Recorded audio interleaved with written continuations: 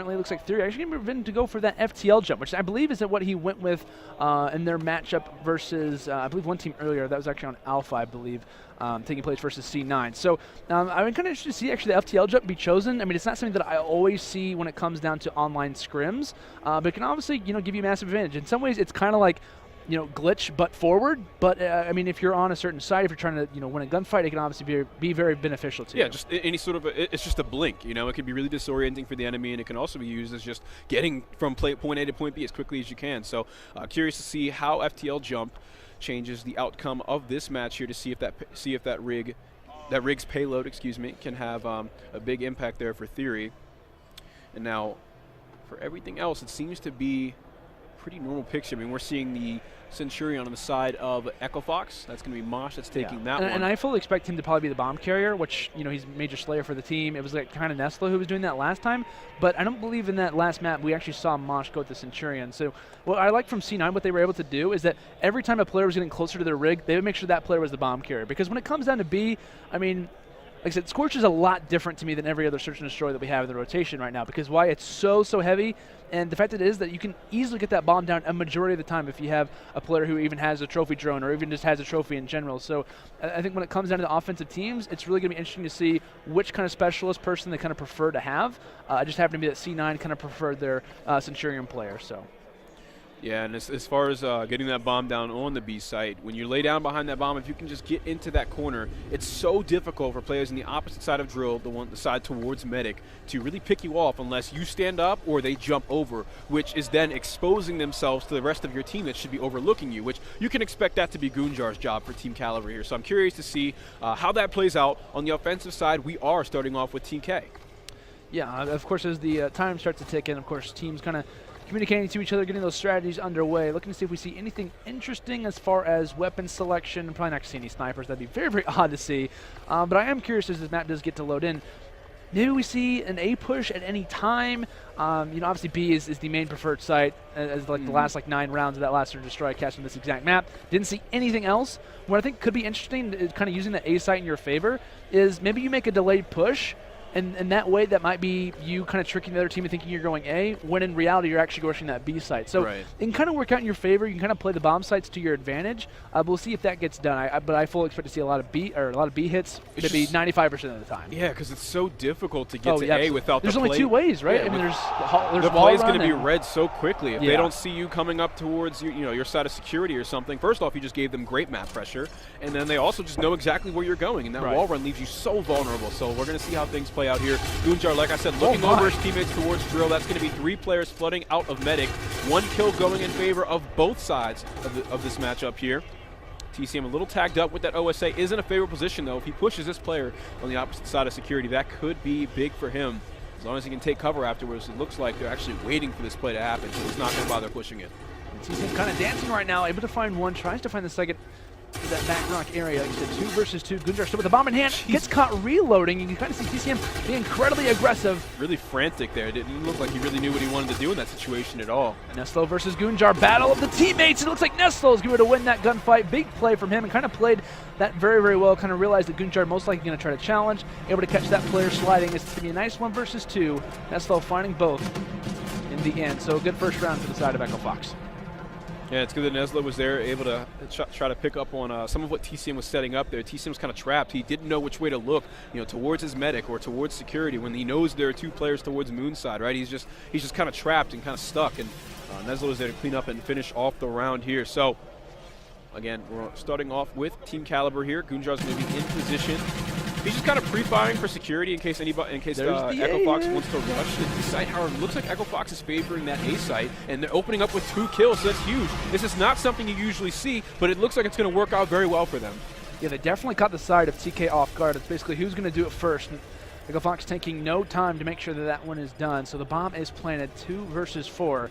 TK going to be in a very difficult retake situation because that's what we talked about with A. It's very difficult to find every angle, but Colchan able to trade for one versus three, not able to make it happen. So what I really like from Echo Fox in this situation, right now they're up 2-0. They also have the ability to play.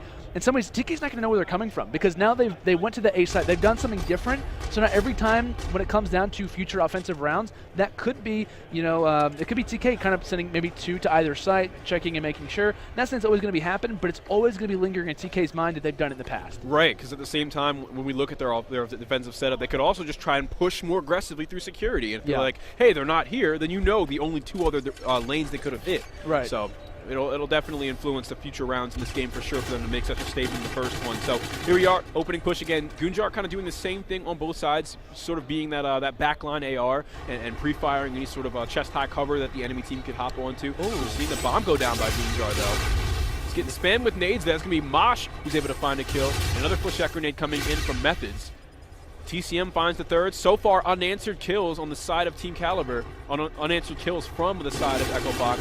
But there it is. Theory finds one before getting shut down, and that's another round win for Echo Fox, 3 in a row. Yeah, and we saw actually there from Echo Fox, they actually sent two to either side. They're saying, well, I wonder if TK is going to do the exact same strategy that we just did to them. It ends up working out. They try to go on a little bit of a flank. I think Theory was nowhere near his teammates. He actually tried to go with that OSA through hallway, didn't find anything in the end. But it will be Echo Fox up 3-0, playing very well as a collective unit. Everyone's got a kill. Neslo currently up 3-0 as far as kills are concerned. You look at that, double 0 kills actually from Goonjar and Happy. Got a combined 0-6. Got to see them have a big performance if they expect TK to make the comeback. And there it is, Neslo leading the charge, tossing out a flechette grenade, trying to see if he can keep people off of those power positions inside Medic. Looks like he's actually going to turn the corner, help out his teammate in that initial gunfight. He could get the bomb down here, but I think he knows there's such a huge threat around the corner that he wants to wait. Oh, he's decided to challenge with the bomb on middle map. Now the bomb is down in such an unadvantageous situation. I would have called my teammates to maybe do that, right? Yeah, the rest of Echo Fox now has to figure out how to get that bomb up from mid.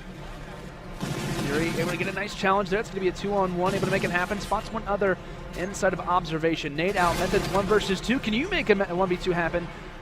Your teammate has done it earlier. Neslo has. Colchan inside, actually outside of observation. Toward that elbow side. Colchan might spot him here. Needs to finish off this kill. Rocks the rewind, able to back up. Now's your second chance. It would be very, very odd to see Methods try to challenge this, and he actually is. So he's going to challenge this, and it would be a very smart play, but he doesn't even spot Colchan in the back, and Colchan doesn't see him either. That's one of the very odd places to be at because he's in such a kind of a head glitch, he can't even see anyone. Yeah, real weird plays coming from both sides of the match at the moment. Yeah. I mean, it opened up with Neslo's just weird charge to mid with the bomb to challenge someone that he probably didn't need to worry about. And then turns out Methods is able to just get the bomb for free and put it down. And we also saw a rewind coming out of the side of TK. That's Colchan that popped it. So for that to really be worth it, he's going to have to retake and defuse here. It'd be 30 seconds left on the clock to do so. It'd be great if Colchan would have maybe saved that rewind maybe for this particular play. I mean, I don't really disagree with it because I think when he shot, he expected him to challenge him again, and he was kind of like in a really bad spot. He wouldn't have the height advantage, all that. So here it is. I guess he doesn't need the rewind. The gun skill will do. As TK finally are able to get on the board. Colchan going big that round, actually able to grab 3 kills there. So a hat trick in round number 4 as the bomb will just get defused in time. Still an 0-8, I believe, for Happy and Goonjar. So they definitely need to pick it up. But TK getting a little bit of signs of life there, but if it wasn't for Colchan, that would have definitely been a 4-0. Yeah, for sure. Colchan able to clutch it up in that 1 versus 1, despite allowing Echo Fox to grab that bomb from mid, to which I don't think TK knew the bomb was mid. I don't think they expected Neslo to die. And rightly so, I think, yeah. But TK able to come out on top there. Again, Goonjar playing the same spot. Doesn't look like too much aggression on that site, though. Yeah, Theory, and they're not really charging any bombs. They seem to kind of maybe be a little bit stumped potentially, but in the offensive rounds, they're definitely playing a little bit passive. Maybe thinking that I like this play. Yeah, I think what I'd be trying to do is trying to bait out Echo Fox, making them think that they're going to be rushing toward A, but it doesn't mean that they're exactly fooled. More like confused, I think, would be the better way to respond to that. I think it's just both teams hitting their executions and posturing up to see if they can find a pick. No one wants to give up anything for free. So that was a player, but Goonjar getting met with actually 3 Echo Fox players. They're going to completely rush through him. Looks like TCM and Neslo able to respond with a few. 2 versus 3 now. As TK do digress, the 3-man push is Happy's able to find one, tries to find the second, isn't able to do it. Colchan on the opposite side of the map is going to need to make more magic happen. He was able to clutch up that last one. It was a 1v1, and you got an extra player. Can you do a 1v2? Colchan with 23 seconds to work with and 2 Echo Fox players to take down. He's got one just around the corner. Both of them back turn. He's able to find one, connect with the second. Colchan catching them with some impeccable timing. That was for the really two-piece. Yeah. Just as he turns the corner, they do as well. He doubles back, is able to find one. I think he heard him because the way that he was like able to get in that corner, he acted as if like, okay, I'm able to hear one, and then it was like almost exact movement. That was really perfect in my opinion. But like you said, Colchan able to clutch it up. As he's currently 9-3. Gunjar and Happy still at combined 1-10. As he's definitely keeping the TK hopes alive and the fans at home and wait. It's looking like we're going to see another B execute coming from the Echo Fox roster. Mosh taking point with the K-bar. ADSing, waiting for someone to sort of give up that position. We see the camo popped. That's Neslo, who's going to get aggressive, rightfully so, with the camo. This is where you want to see him jump out at the enemy team. He's able to do so, finds himself a kill. That's first blood for Echo Fox, and Neslo is in an advantageous position. So, TK, for them to wrap back to the space, they either have to wrap back and get caught by Neslo in the corner, or they have to go all the way through mid and then hit from the side of security. There's going to be one player in the back. It seems it's going to be Happy. He's going to be on a flank here, so this could definitely work out very, very well for the side of TK. Spock's one in observation, but he is going to give his... So he's actually going to give himself away, so known in the minimap is Happy. Bomb is down, 28 seconds left. Mosh still holding that angle. Really good setup actually for the side of Echo Fox. There's actually going to be one up, but it actually ends up dropping from the side, so it's going to be a 1 versus 2 now for Happy. Can he make this one happen? But no, he's going to fall in observation. Echo Fox get the bomb down, and they also win the round. That's going to be 4-2 for Echo. That round's a really tough loss. We actually saw that round, Echo Fox's Neslo, he spent his active camo and got a first blood, and the team got an advantageous setup on the bomb site. So they were up 4v3 and lost the retake.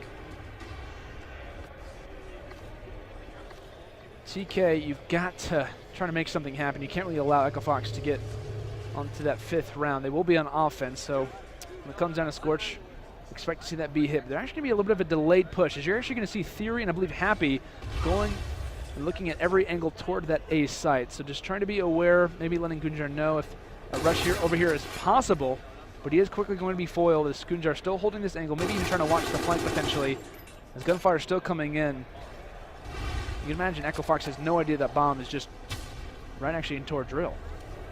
Yeah, no one from Echo Fox really in range to do anything about this. I think we could expect someone to sort of wrap back over here shortly.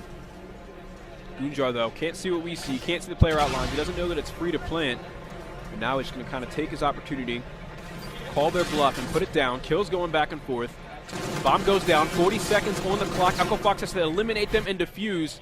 Neslo's able to find a kill onto Gunjar immediately after planting it, and that's going to be the end of the round as all 4 TK players fall. Yeah, it was a good idea, I think, for the side of TK, you know, trying to baiting out that A site, trying to make maybe the side of Echo Fox try to linger, maybe try to rotate over. Of course, you know, it doesn't end up happening. The bomb site is free, but unfortunately, Colchan and Gunjar aren't able to carry the load. It will now be 5-2, so Echo Fox looking very, very strong on the search and destroy. Compared to the last one, they're looking pretty good. Maybe they got a lot of experience when it comes down to Scorch. So I'd imagine that is the case. But still, 0-7. 2 bomb plants, of course, for Gunjar. I got to kind of keep that in mind as well. But Happy not having a dominant performance. Maybe the pure line as to what's kind of holding TK back. So Neslo's going to be the one aggressive. We've seen this offensive play before, but we have a trophy system out this time, so the bomb should be able to get down for him for free here. He won't be taken out by any grenades. He can get spammed to the site. This could be a round win for Echo Fox, but we've seen them in advantageous positions before on the site, and they blew it. So the question is, can they answer to it this time and take advantage of their situation and positioning? You got a crossfire set up in security. Colchan one player's streak. pushing over towards the site. Colchan is actually going to team kill Theory. So now 4 versus 3. 4 versus 2 as Mosh is able to find a kill. Happy pushing the site. He's going to find a kill on to TCM. One more player just around the corner. Free hip fire. 2-piece going for the 3rd. Mosh shuts him down. Colchan responds to the kill of his own. 1 versus 1. And Echo Fox comes out on top. They close out map number 2. A very difficult situation there for Colchan. It's so odd as well because the streak gets used and he unfortunately ends up killing his teammate. Just unfortunate placement for the side of TK. Had some good opportunities here and there. But like I said, in the end, it's going to be Echo Fox up 2-0. It's kind of interesting because TK has obviously been in a situation earlier with C9. Echo Fox is in a situation, but reverse against C9 earlier. I'm sorry, run that by me one more time. Okay, so essentially, what was that? C9. Whoa, way over my head. Go ahead. Let me hear it. You done, dude? Yeah, go for it. I'm joking. No. C9 was in that situation earlier whenever they were up 2-0 Mm-hmm. versus this lineup of Echo Fox. Oh, okay. Okay. I know what matchup you're talking about okay. now. I was really Are we confused good for a now? second. Are we good? We are on the same page. All right, that's good. That's good. I'm glad. But anyway, guys, that's going to do it for obviously game number 2. Like I said, Echo Fox up 2-0 now as they do win that search and destroy 6-2. But we will be directing our eyes to throwback uplink for game number 3 there, Fox. All right. So far in this series, I mentioned that the key player to watch for TK is going to be Goonjar. Constantly praising his performance for this team and his contributions, but in this series is really not showing up for them at the moment. And TK's finding themselves down 0-2 to Echo Fox here, who's just coming off of their loss to Cloud9 in Game 5. So I think Echo Fox 3-0ing TK right here would be a huge momentum and motivation boost for them. Because I believe as far as the pool goes, Echo Fox is down 0-1. And both TK and C9 are up 1-0. So a big win for Echo Fox. They're able to level this one up at 1-1. That'll put C9 overall at the top of the group. So kind of interesting stuff going down for now as we'll get ready to load into the map. A lot kind of resting on what this map will provide as we get ready to hop in here shortly, I believe. Just having a few issues with the Codcaster, making sure everything is good to go.